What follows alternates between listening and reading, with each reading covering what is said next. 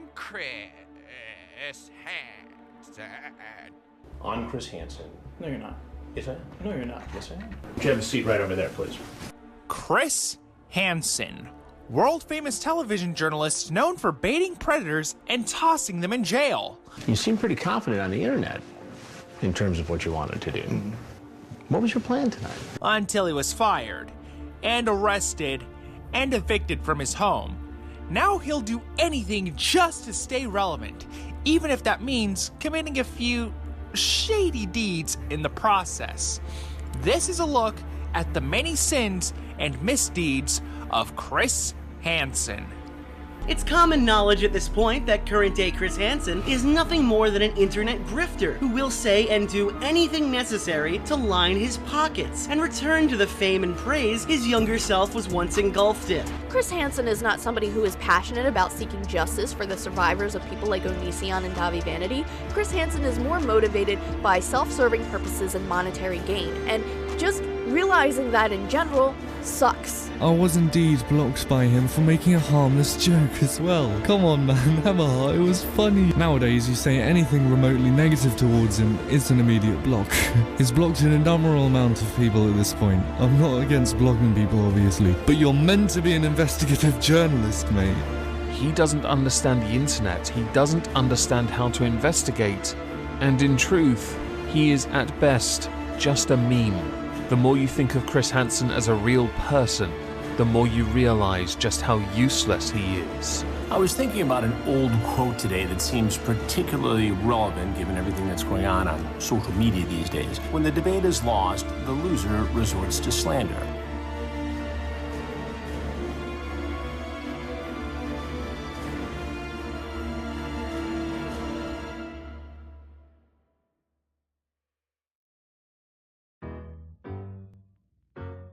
Our story begins 40 years into the past when a young Chris Hansen became a reporter for NBC affiliate WILX-10 in Lansing, Michigan during his senior year in Michigan State University. The next year, he went down to another NBC affiliate, WFLA-8 in Tampa, Florida. In May 1993, Hansen became a correspondent for NBC News, where he would make a name for himself on Dateline. His notable cases on Dateline include coverage of the Columbine Massacre, the Oklahoma City bombing, and he was also responsible for most of the coverage on the 9/11 terrorist attacks, as well as stories on the terrorist groups and the operations of Al-Qaeda. In September of 2004, he hosted the biggest series ever on Dateline, To Catch a Predator, in conjunction with the website Perverted Justice. Volunteers from Perverted Justice impersonated minor children, usually between the ages of 13 and 15, in chat rooms online and agreed to meet up with adults for sex. The meeting places were sting houses, where NBC staff and the local police were waiting for the potential sexual deviants. Hard time finding the place, or? No. Why don't you have a seat on that stool for me, please? The show conjured up 12 investigations during the run, and slowly but surely, the journalistic integrity of the series dwindled to the extent where courts refused to convict anyone because of the involvement of To Catch a Predator and Perverted Justice. In particular, a sting operation by the TCAP crew and Perverted Justice in June 2007, which involved 23 suspected online predators, was dismissed in court and the charges were dropped because of inadequate evidence. Despite many instances of controversy, the show managed to pull in good ratings and continued through many investigations. Chris Hansen was praised by the general public as a bastion of justice. Things are going well for Chris Hansen up until the case of Bill Conrad Jr., but we'll dive deeper into that later. It was because of this particular incident that several media portals at the time had claimed that the show was creating news rather than reporting it, therefore blurring the lines between being a news organization and an agency of law enforcement. To Catch a Predator was canned in 2008 following Conrad's suicide, but that wasn't Chris Hansen's only controversy. He also got caught cheating on his wife by a sting operation by the National Enquirer in an affair with Kristen Cattle, a reporter for WPTV5 in Florida. In an interview, Cattle stated that Hansen told her a divorce was inevitable and the wedding ring on his finger was all but for show. As a result of this affair, Kristen Cattle was unable to find work at any other news station. In an interview with Radar Online back in 2013, Cattle stated the following: For the past 2 years, I was told that it would be in my best interest not to say anything. Let it blow over. Just keep trying to truck along and get new jobs. But here we are 2 years later, and I probably don't go a day without an employer telling me they don't want to hire me because of the situation involving Chris Hansen. Once pictures of Hansen kissing cattle surfaced, NBC finally cut ties with him, ending his tenure of 22 years. But this is not the last we see of Chris Hansen. So, grab yourself a plate of cookies and take a seat right over there, because I'm about to show you how deep the rabbit hole goes.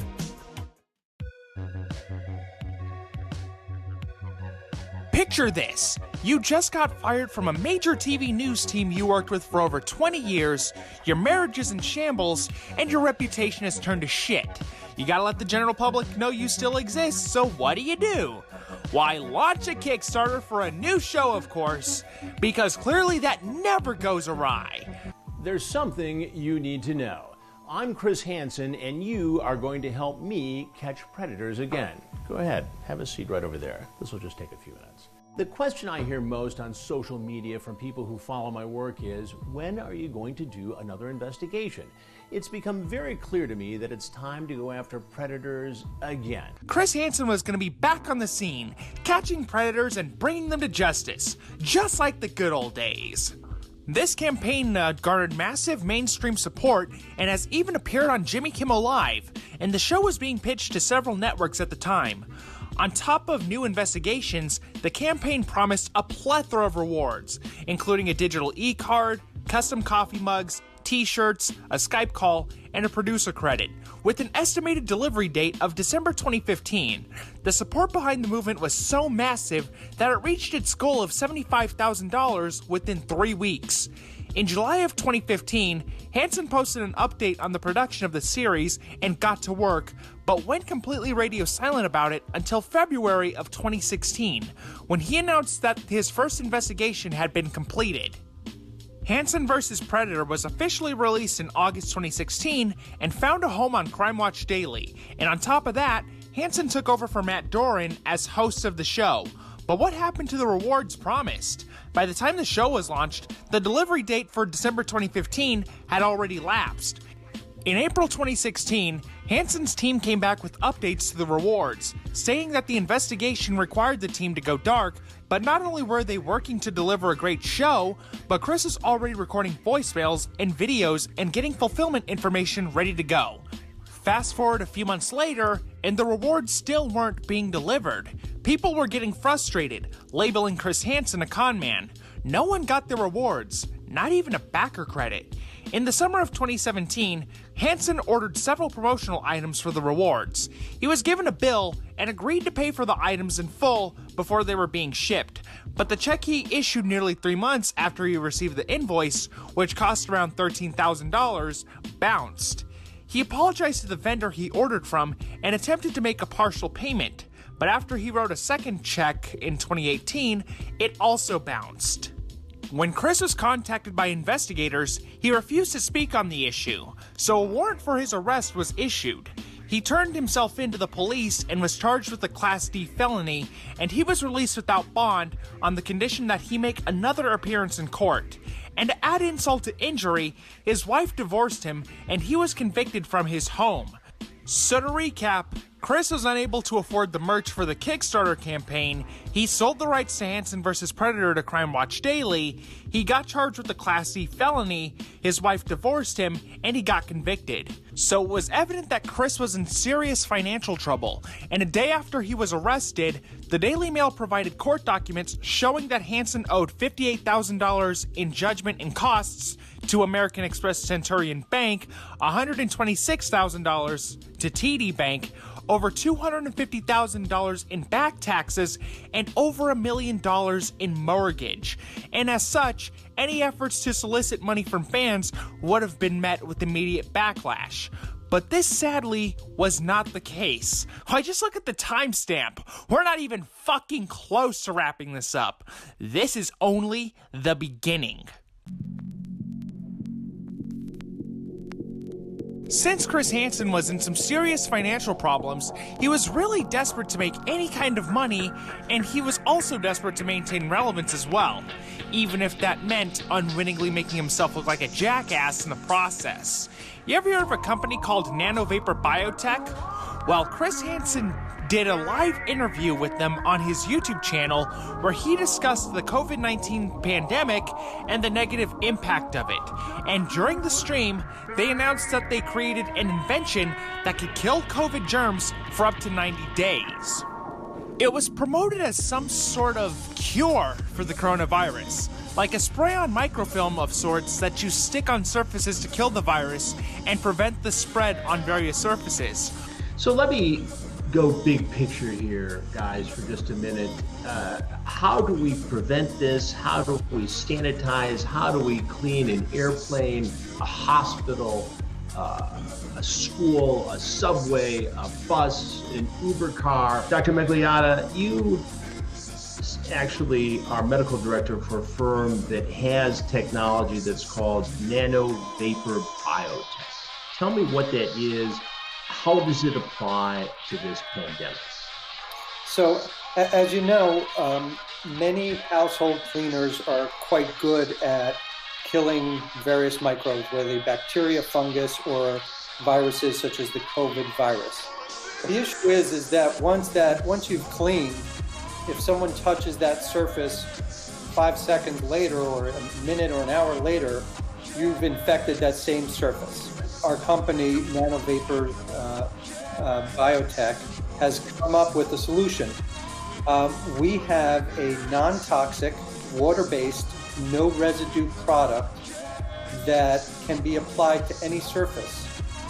And not only does it immediately kill the virus, but incredibly, our research is showing that it will kill the virus that comes into contact with that surface for up to 70 to 90 days. But wait a minute. In the interview, they also said that this was a commercially available product that had been around for over 30 years and used in airplanes. This is a commercially available product that has been around for 20, even 30 years, that has been used in various commercial sectors, such as airplanes or maritime uses, but has never been used to this scale that we're hoping to in the healthcare community.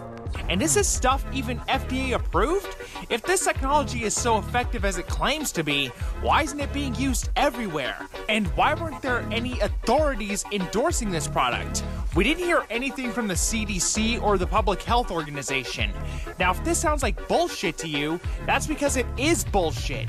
If you look at their Facebook and Twitter pages, it states that they joined in March 2020, and as I'm working on this video, they currently have 100 likes on their Facebook page and only 79 followers on their Twitter page. And on both pages, there isn't a single post, no updates on the spray, no business reviews, nothing. In fact, if you look up domain information for their website, they went live the day before Chris Hansen's stream took place. I mean, just look at the company's logo on their Facebook and Twitter pages. It looks like it was made in Microsoft Paint in 5 seconds using the Calibri font.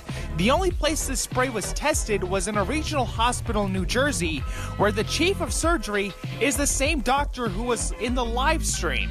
If you go on the official website, they provide you a guide about how their product works and the benefits they provide, but they don't provide a real study of the product, like they used to do last year.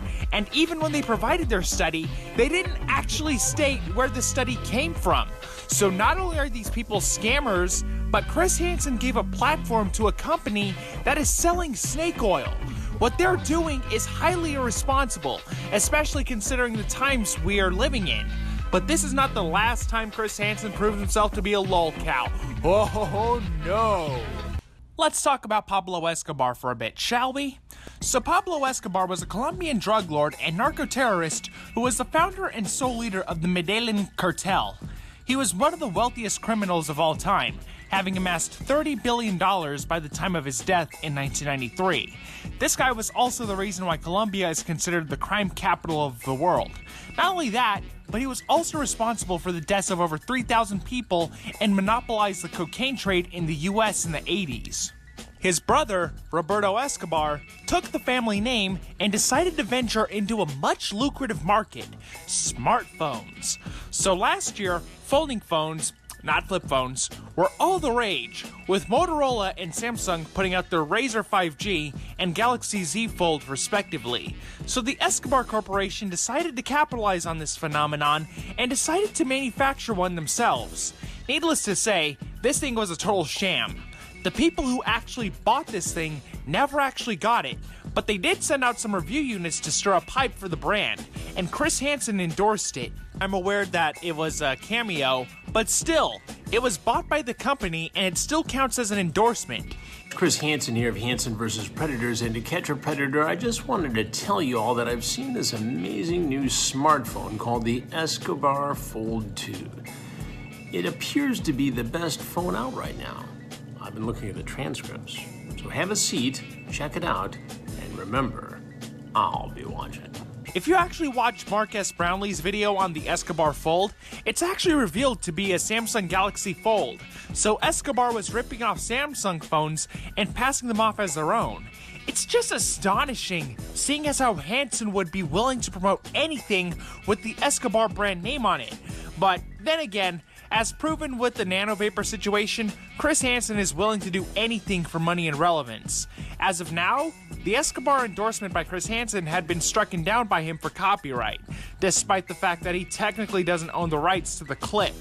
And speaking of Cameo, his Cameo requests are literally the funniest thing ever. For those of you who don't know, Cameo is a service where you can pay a celebrity to record a video message for you. The lack of self-awareness in Chris Hansen's cameos is absolutely astounding. He won't even do proper research into the things he's asked to say on Cameo. He'll say just about anything as long as you pay him $50. From promoting some girl's OnlyFans.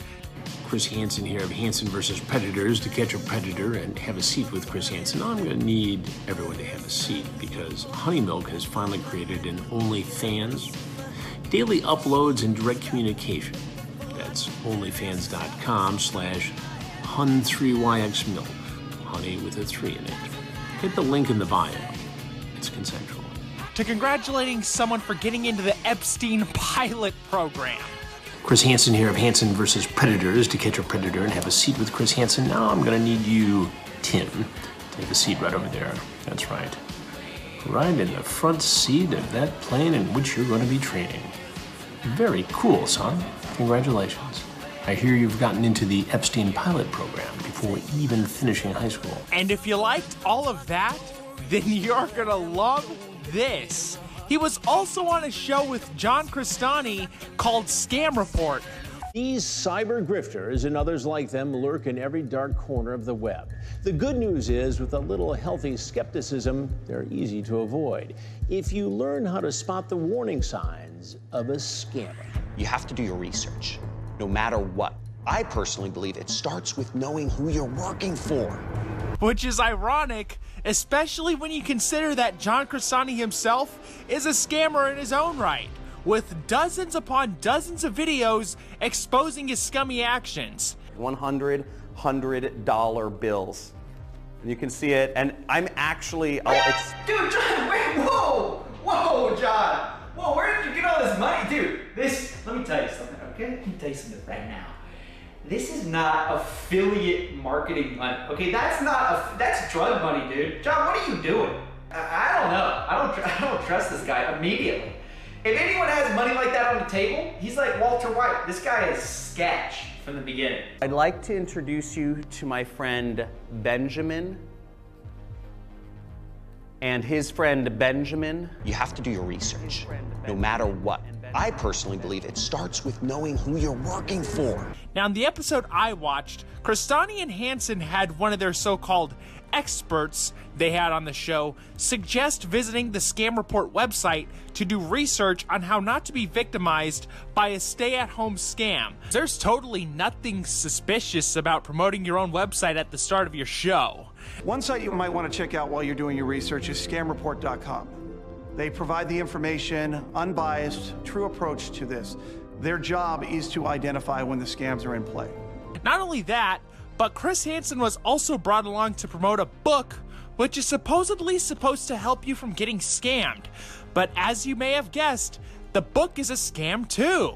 It's hard to overemphasize the importance of research when embarking on a work-at-home business. And this book is a great place to start. It's filled with the wisdom John Crestani gleaned from years of trial and error and is available to you now. Just because it's marketed as free and easy and it can make, a ton of money, don't just fall for any shiny object that's thrown your way. You should spend a couple minutes looking up the company, looking up the founders, looking up who you're going to be working for. The book was being sold for $1 and was and still is advertised on the Scam Report website.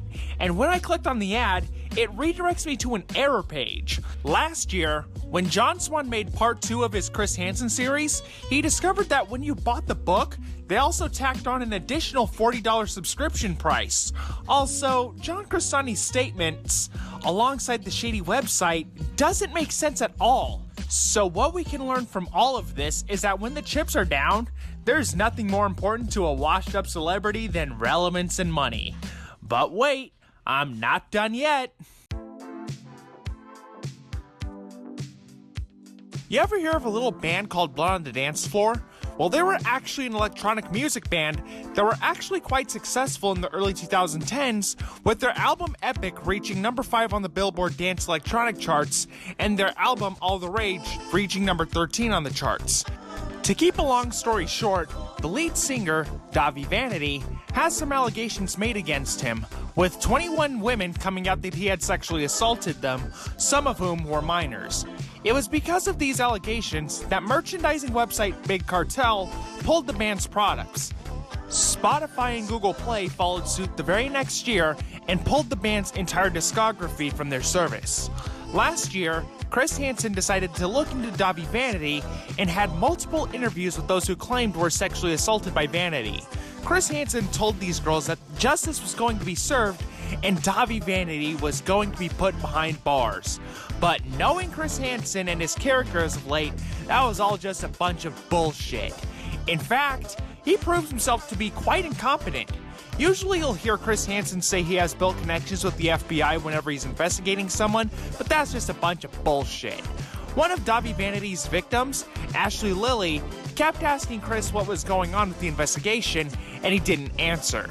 Somebody actually asked this in the chat, and I was gonna ask as well, like, do you feel like he is helping the investigation itself? No. Okay. No. From my perception, it seems like he certainly has helped get awareness to the story. There's no denying that. But it's beyond that. Of course.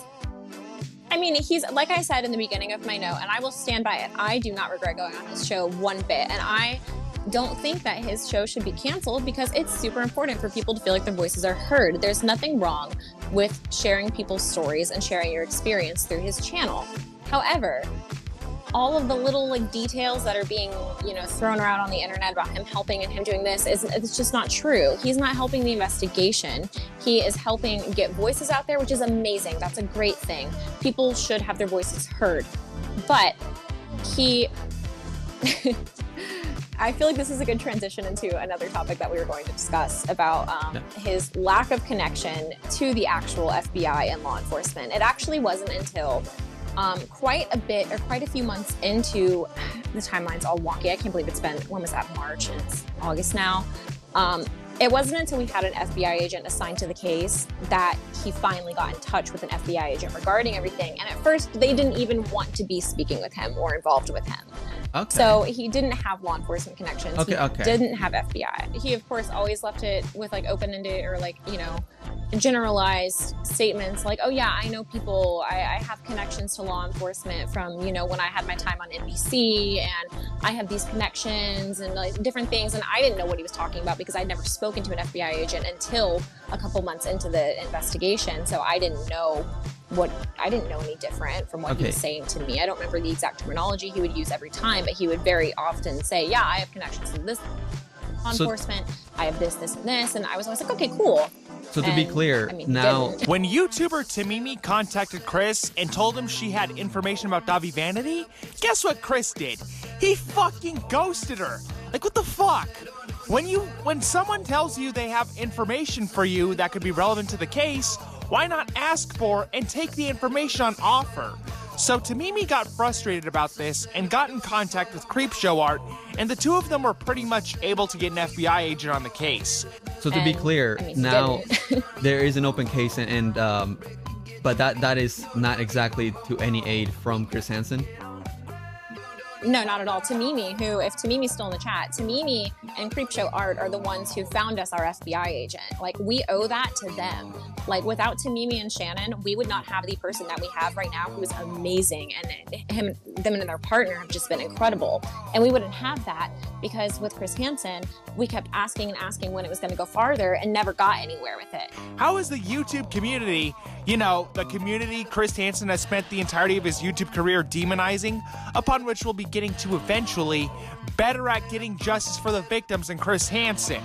Chris was also being low-key weird with the victims as well. He got upset with Ashley for liking a comment that was critical of him and for not sticking up for him when he was being criticized.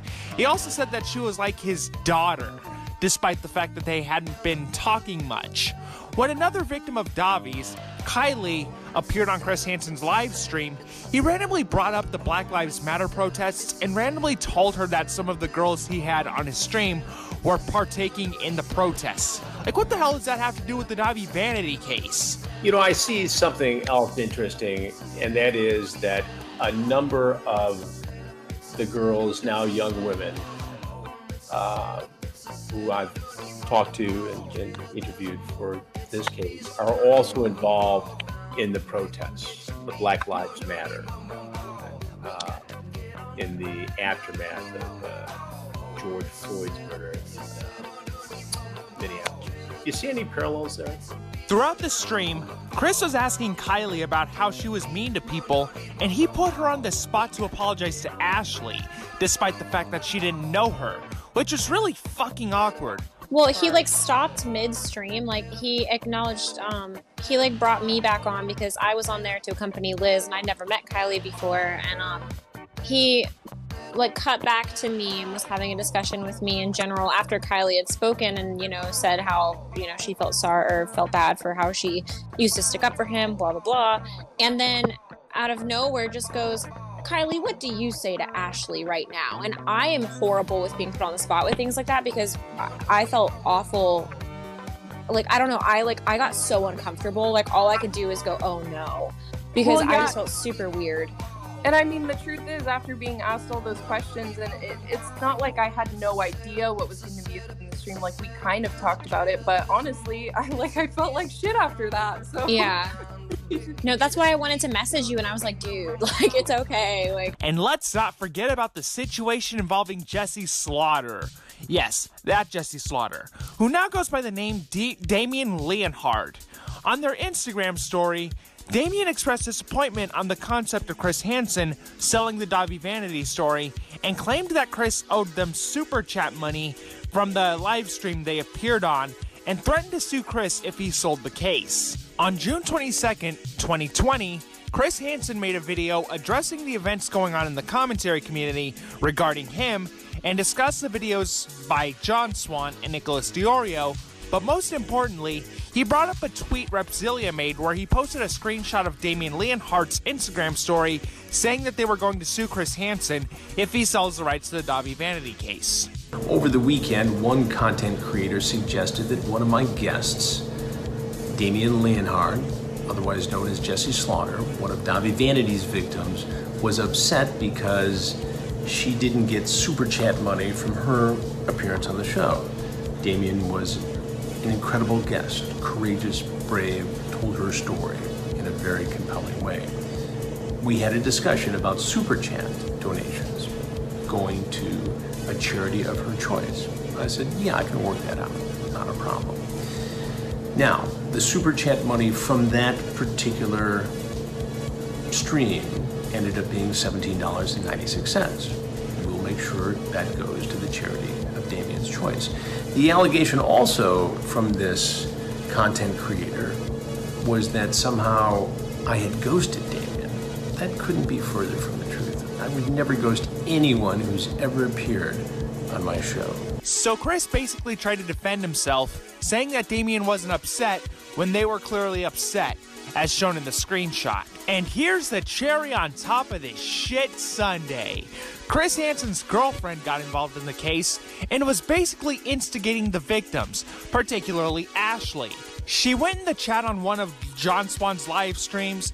Ashley happened to be in the chat, and Chris's girlfriend basically said shit like, "Oh, Ashley made sure to tell Chris to call her, though, if the story ever makes it to TV. So, victims upset with Ashley, can't blame them. And truth is, Ashley is turning on Chris because she didn't say her last name on the show. She gave her a platform for her story, and he was only ever nice. He also retracted some hearts she sent him on messages, LMFAO." Yeah, just basically being a vindictive cunt the entire time. So overall, Chris Hansen proves himself to be completely useless in this case.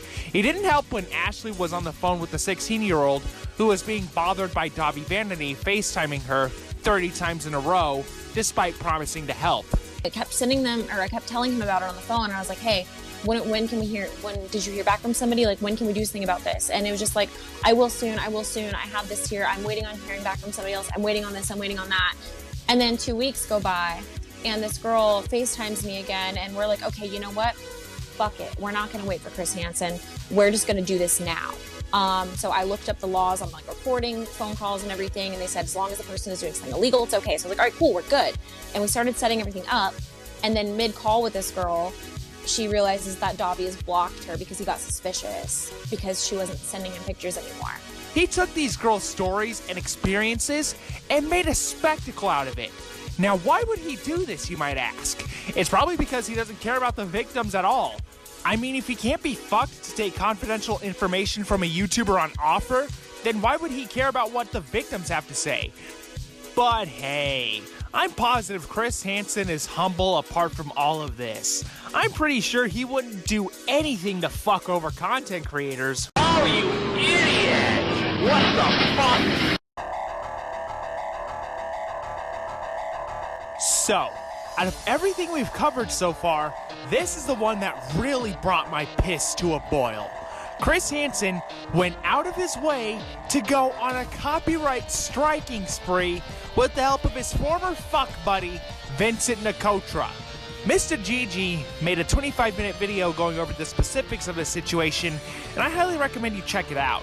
Chris Hansen had a live stream, and since he was traveling for work, he was in a different location that was somewhat near a member of the To Catch a Predator TCAP community. That member was Yap Yap. She thought it would have been cool to possibly meet Chris and get her book signed, so she was somewhat hounding him in the chat to see if he was up for it. Chris never ended up addressing it in the live stream, and that was that. Last week I was in Toronto, as many of you know, and a request came in from somebody who, I guess I don't really know them, if I was going to be available after the live broadcast to meet up. It just didn't work out. So Yap Yap, a member of the TCAP community, got upset with Chris Hansen because he wouldn't acknowledge her in a live stream chat, coupled with unfulfilled promises and a website subscription with the lack of content, and filed a false DMCA takedown on one of his clips from NBC, which she certainly didn't own the rights to.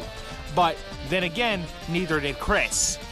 However, Yap Yap accepted accountability and retracted the strike.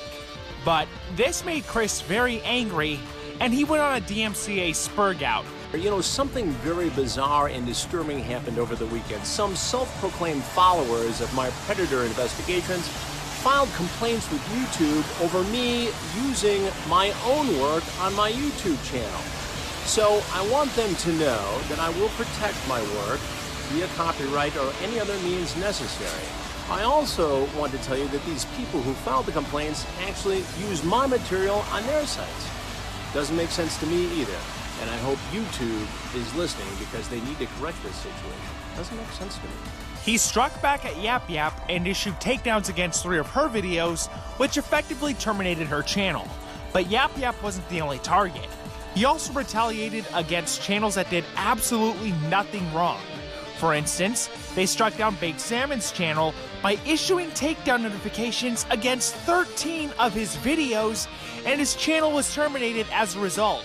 When Baked Salmon emailed the official Hansen vs. Predators email, Vincent Nkotra decided to double down like a petty asshole and refused to retract the strikes, despite the fact that Baked Salmon's videos fell under fair use. Myself and all of the content creators struck by Hansen's meat scepter of reckoning had come to this community as fans of To Catch a Predator. We were behind this guy. When we did use his content, it was generally respectful and reverent. The unapologetic way he dismissed our counterclaims, the destruction he caused to all who dared tribute his work, and the maniacal way he destroyed his own integrity. These actions by Chris are #1 in my top 5 from all this jive that really got under my gills. Vincent also struck down videos from Mr. GG as well, including a video criticizing his immature antics and behavior that blatantly violates YouTube's terms of service. He also struck down a video from Based Shaman. My channel's in danger, you guys. It's in danger, and I don't know how much longer it'll be around. Because Chris Hansen is going around.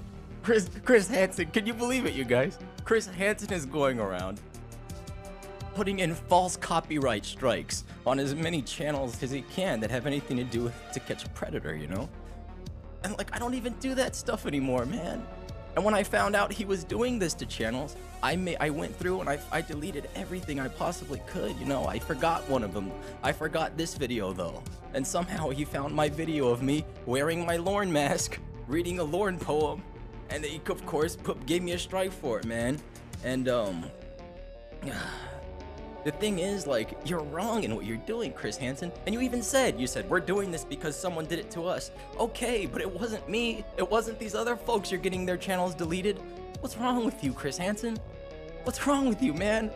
How much bitterness do you have in your heart to do this to people? This was me, reading a Lorne poem, wearing my little Lorne mask. And you're trying to get my channel deleted for it. If there was a single video that had anything at all to do with Chris Hansen or To Catch a Predator, critical or not, Chris and Vincent went out of their way to strike it down, and Chris was destroying his integrity in the process. So this goes to show that Chris Hansen doesn't give a shit about the YouTube community. But this is only a taste of Hansen's treatment towards the YouTube community, but we'll dive deeper into that later. Oh no, it's Chris Hansen!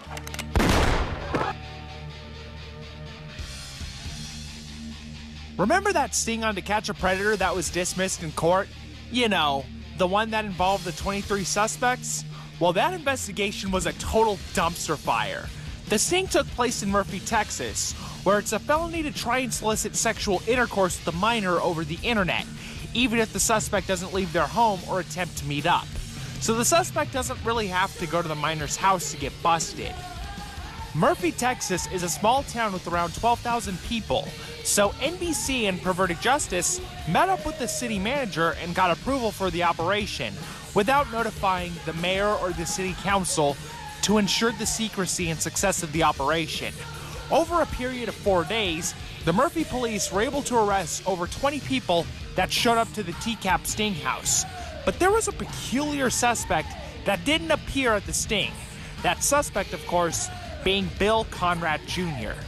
He was an assistant district attorney in Terrell, Texas, and seeing as how he was a high-profile individual that could bring a lot of attention to the sting, they took it upon themselves to take advantage of the laws, and instead of waiting for him to arrive, they waited outside his home with an NBC News crew and a SWAT team to try and arrest him on the last day of the sting.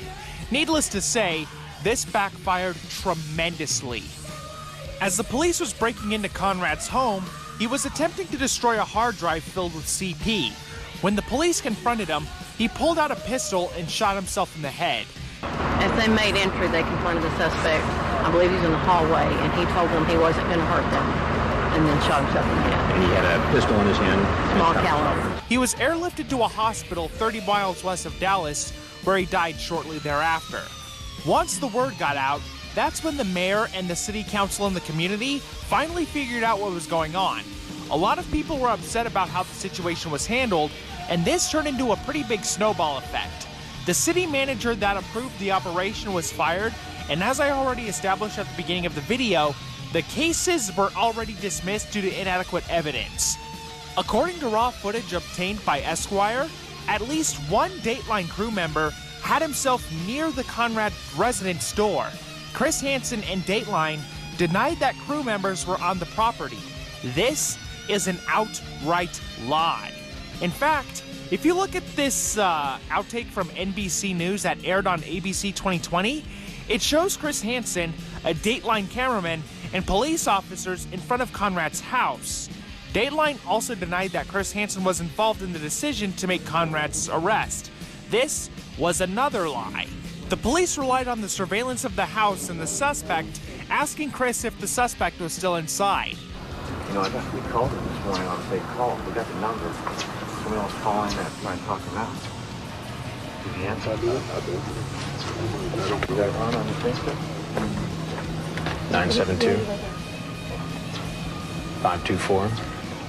972-524-2849.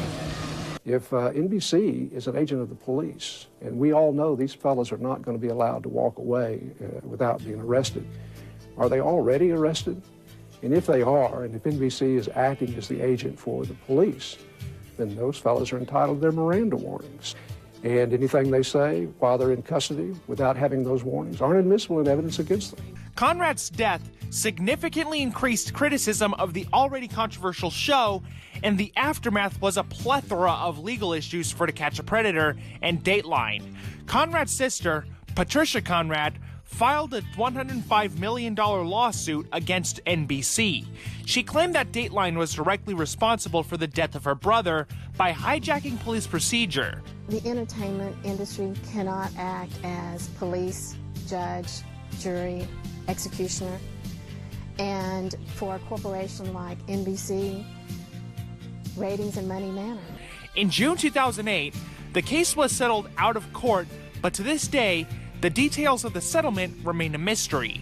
This entire situation was, in the words of the Rolling Stone, a mess from the point of journalism, and Chris Hansen was creating news rather than reporting it, which seems to be a common thread in his career, just like the next subject I'm about to talk about.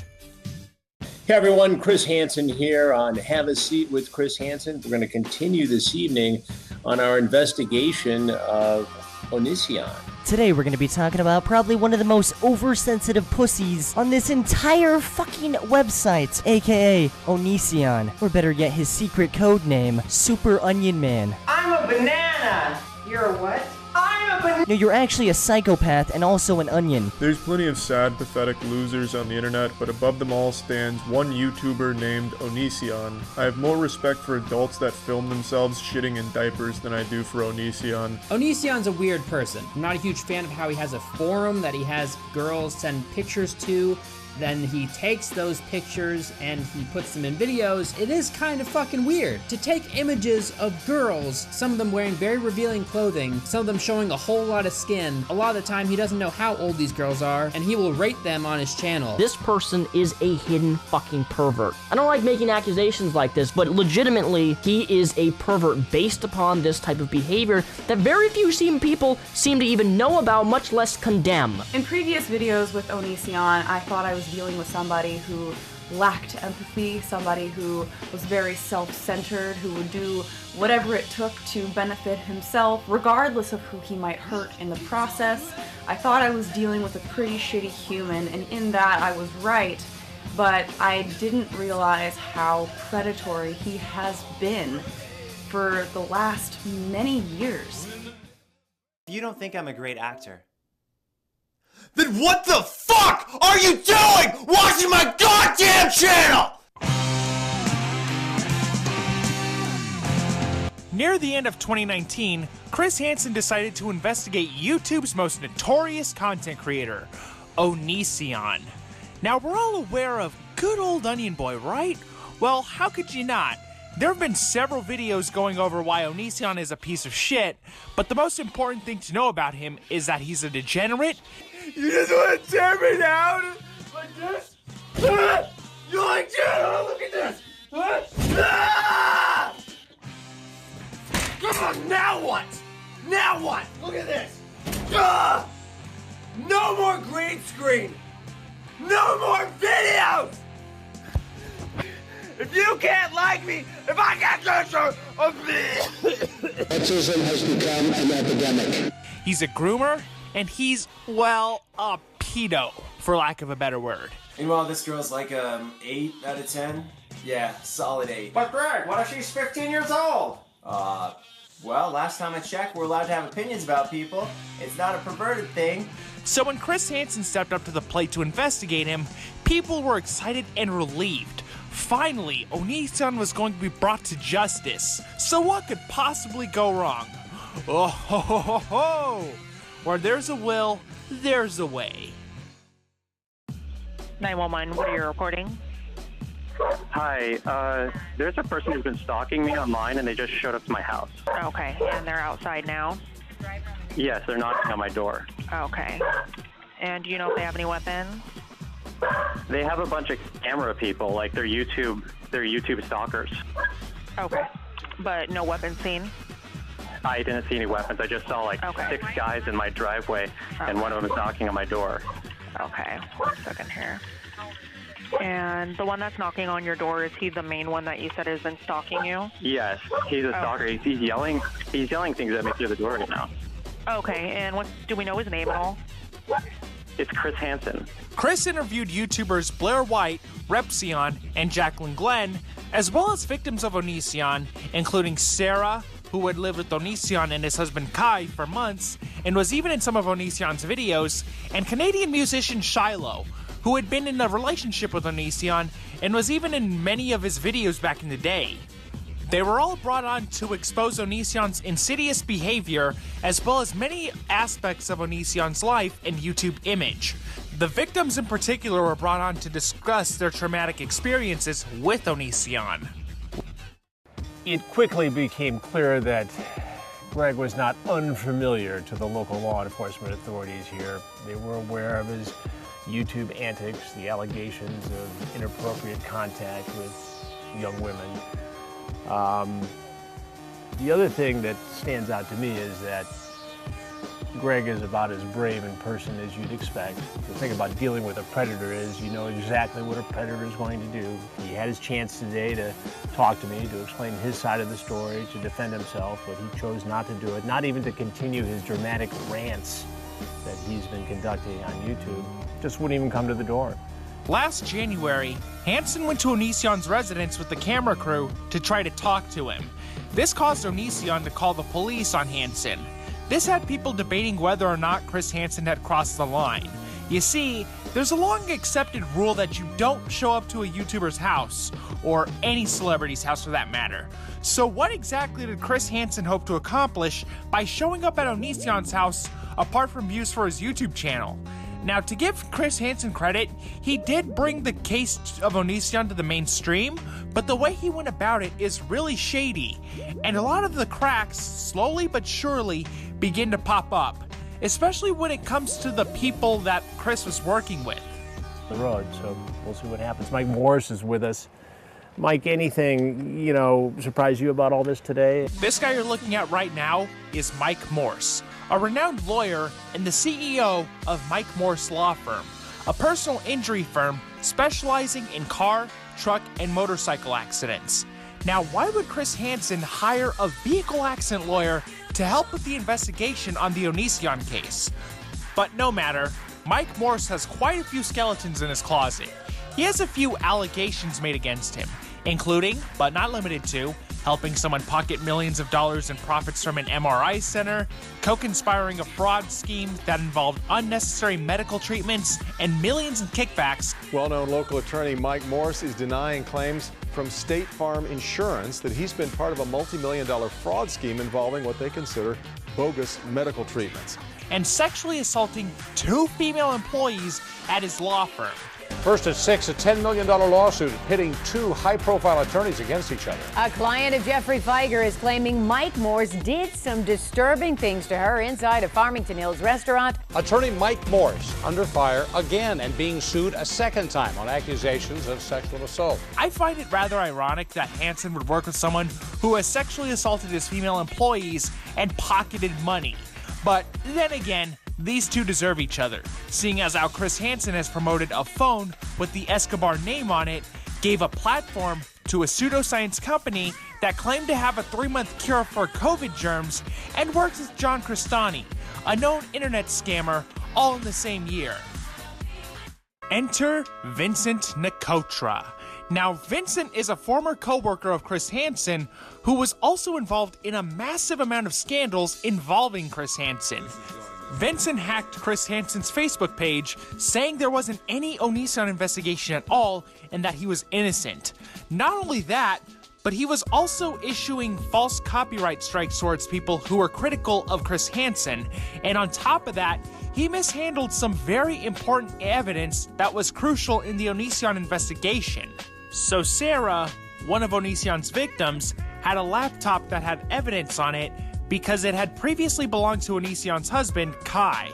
She had this laptop for a long time and had stated there were things on that laptop that showed all of the illegal activity that Kai and Onision were up to. Things that proved they groomed several young girls. He lied to me, Vincent lied to me, and said that he sent it to the FBI, and he did not. So I have the laptop right now. I'm not touching it. I'm not doing anything with it. I have the phone as well.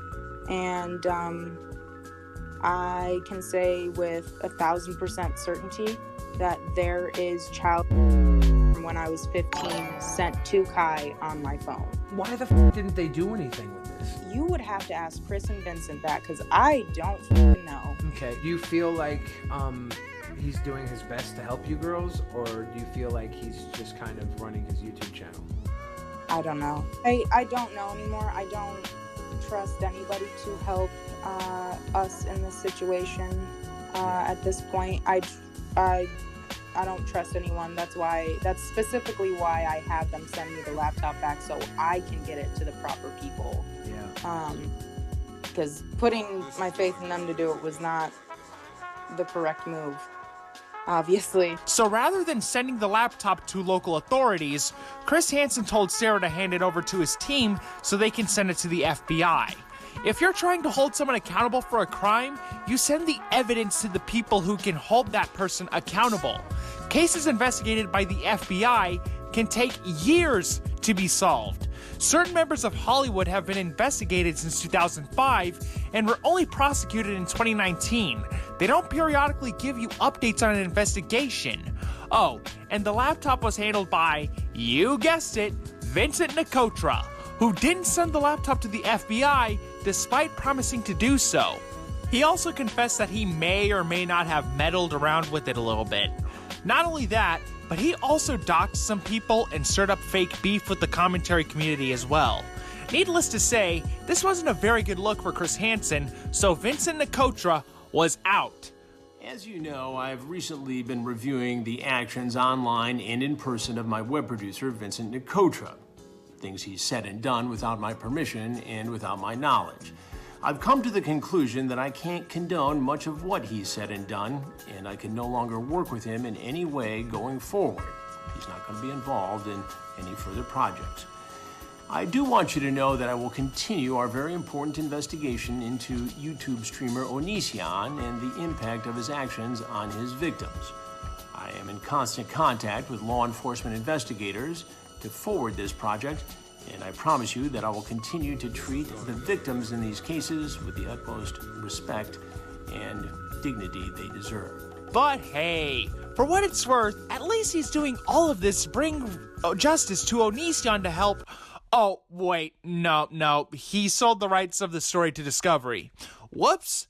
So anyways, about that documentary.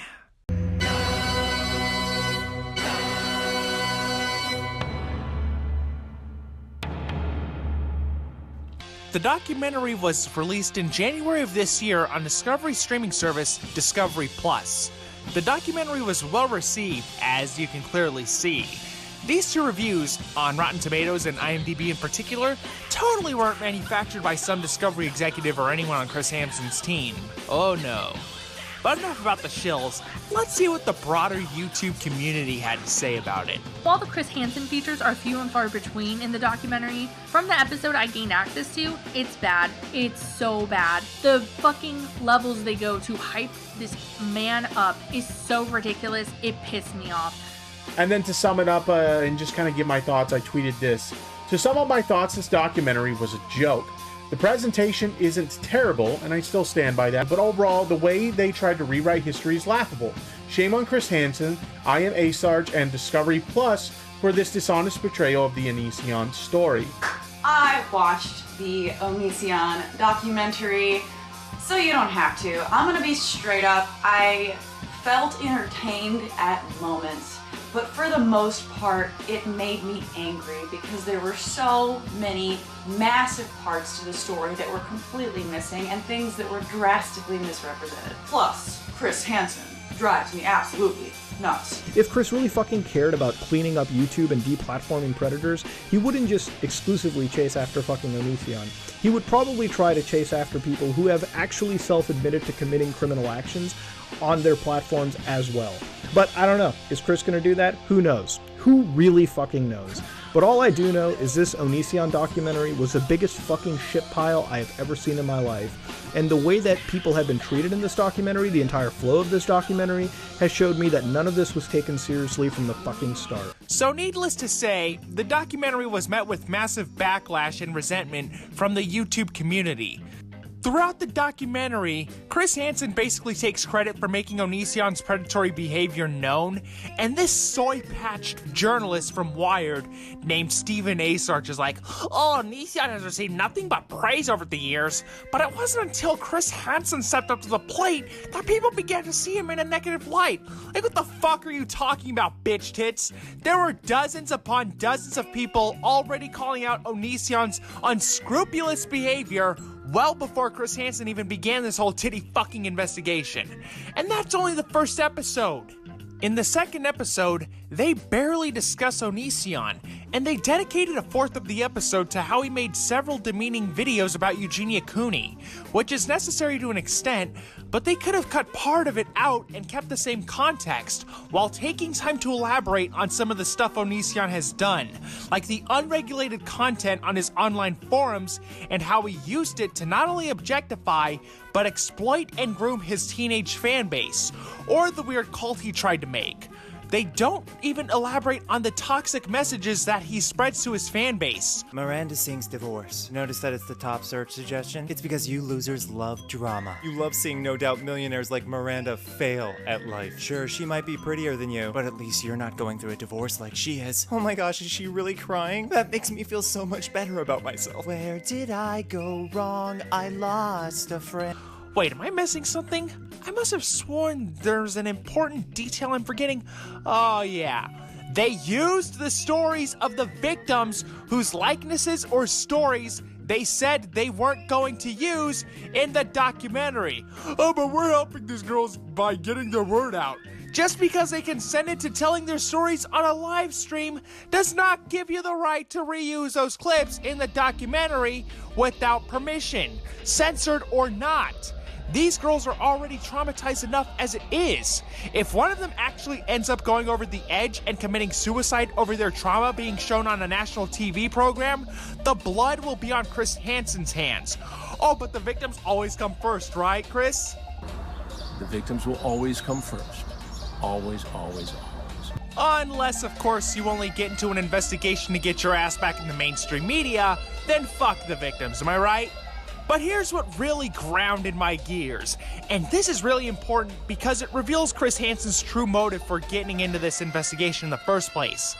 This whole documentary spends less time discussing the predatory actions of Onision and more time demonizing YouTube and YouTubers, particularly the commentary community. They bash on YouTubers who cover the Onision drama and just piggyback off of these YouTubers' hard work. And more often than not, the people who make videos related to Onision get demonetized for them. And episode 3 is the worst at displaying this. Everyone involved is making money off of this. If you look at channels like Blair White's, Edwin Generation, Repsion, they all make these videos that pull in hundreds of thousands, if not millions of views, talking about Onision. For example, they took an Augie RFC clip where he theorized that Onision won't go to jail out of context, making him look like he was pro-Onision. And when Augie went on live stream to defend himself and discuss the episode, Discovery took it upon themselves to claim copyright on his stream. But it's totally okay when they use other YouTubers' videos without permission. Oh yeah, that's also what I wanted to talk about. If you're gonna just use someone's YouTube video without their permission anyway, Why would you even bother asking some content creators for permission and not others? Now, technically, you don't have to ask to use other YouTubers' videos, because after all, fair use is fair use, but Blair White was justifiably upset when Discovery used her likeness in the documentary without her consent. I like how they cleverly added in a part of their interview with Edwin's Generation, where he was mildly critical of Chris Hansen. Everybody definitely believed that Chris Hansen had good intentions. So I'm on it. We've got a really compelling show coming up again next Wednesday. I'm finalizing details as we speak. But I think he bit more than he could chew. Now, of course, Chris Hansen also used this as an opportunity to throw Edwin under the bus to make him look petty. Everybody thought that it was just for financial gain, and he essentially does exploit victims, in my opinion.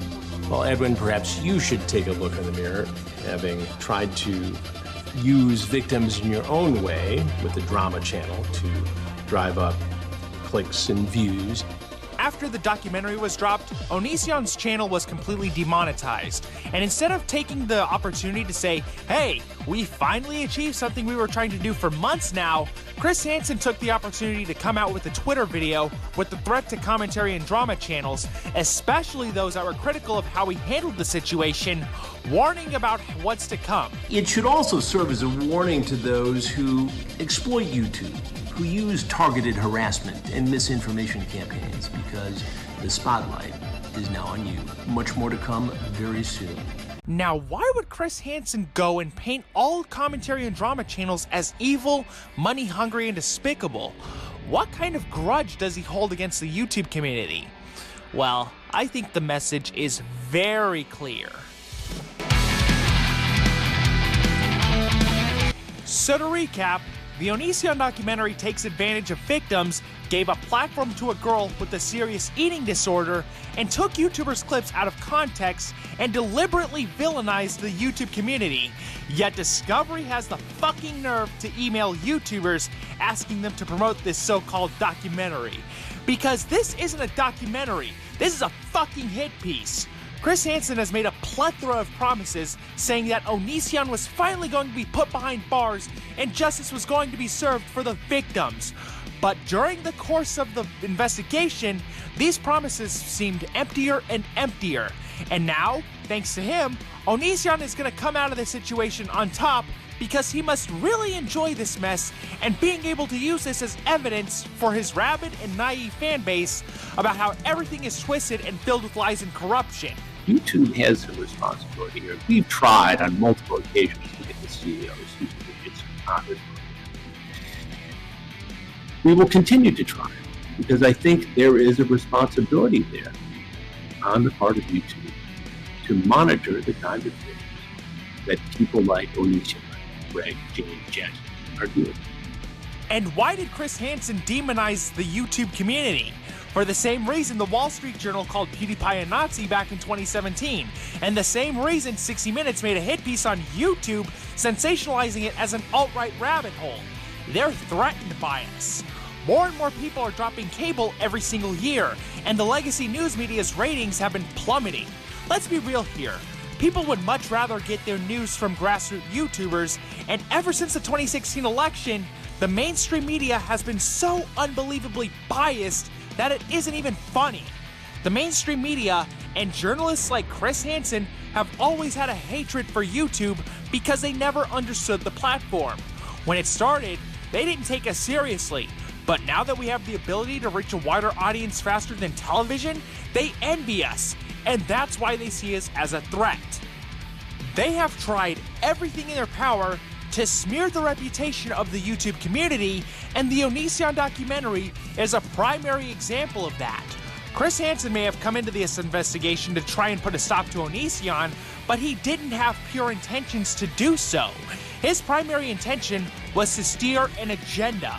I think along the way, there was resentment because I came in as a non-YouTuber and took this investigation to the next level. I never got into the YouTube space to make a ton of money. I got into the story because it was important. I'm compensated to work on a story just like I'm compensated to work on any other production.